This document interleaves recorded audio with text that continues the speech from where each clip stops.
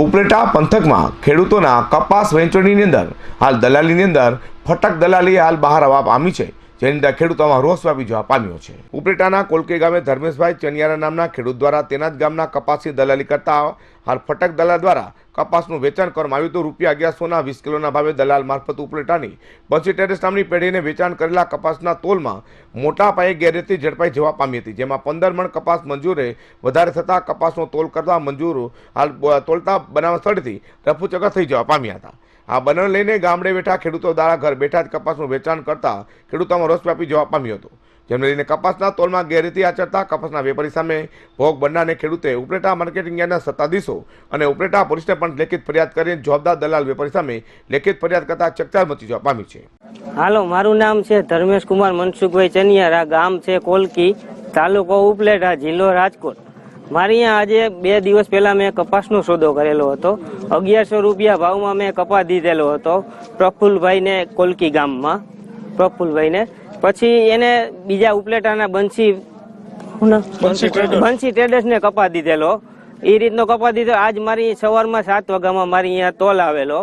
7 વાગ્યામાં તોલ ચાલુ થયા પછી બીજેથી 15 ભારી નાખીને આવ્યા હતા કપાસ। પછી મારી અહીંયા આવ્યા પછી 28 ભારી કપાસ જોઈખો એને મારામાં। 28 ભારી કપાસ જોગતા મને થોડોક શક લાગ્યો, મને એવું લાગ્યું કે આમાં કપાસ મારો વધારે જાય છે। આખી ભારી જ ગડકાવી જતા હતા મારી, વજન કરતા નતા, વજન કર્યા વગર આખી ભારી મારી લઈ લીધી એને ડાયરેક્ટ ખટારામાં નાખી દેતા હતા।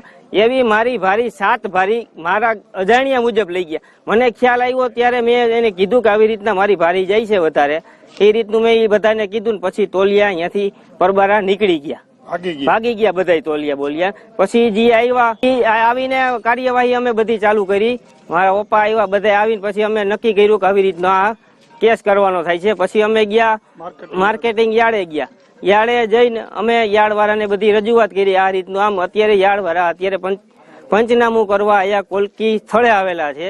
હવે એ લોકો એની રીતે બધી કાર્યવાહી કરે છે અને આ કરવાથી જો અમને ન્યાય મળવો જ જોઈએ ન્યાય। જો અમને ન્યાય નહીં મળે તો અમારા ખેડૂતની દશા કોઈ સાંભળવા વાળું અત્યારે કોઈ છે નહીં।